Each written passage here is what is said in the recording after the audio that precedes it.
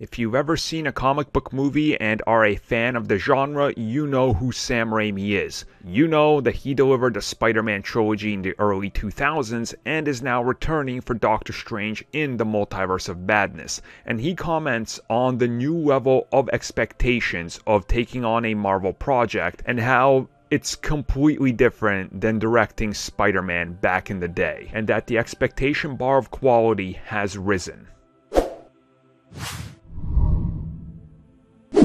Look, nobody's going to tell you or try to argue with you that Sam Raimi is a bad filmmaker. Maybe some people don't like some of his films, but overall, he was a man that was definitely ahead of his time. Go watch Evil Dead, for example, and you understand exactly what I'm saying. Or Army of Darkness, another prime example. Or even Spider-Man, the original Spider-Man. When he came on to do that film, he had to literally bend over backwards to give us something that could look like a comic book. Everybody was doing the black leather style look because you can't have bright colors. And he was like, well, what if we just, take this approach and then we'll make other things not exactly comic book. Green Goblin, for example, is a good one for that, where that suit just, it didn't age well, but it was a product of its time and he made the best Spider-Man film you can make for the time. But as he recently said in an interview, the bar of quality has risen since he made Spider-Man. There was fewer expectations back in the day, he says.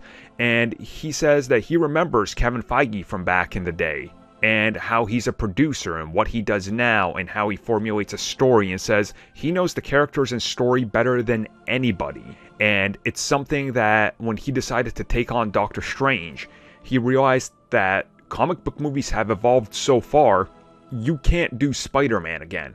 It's just not possible, because today the crowds aren't exactly going to accept that type of movie because things have changed. People actually are more accepting now of the uniqueness of comics instead of going, backwards. So, for example, X-Men.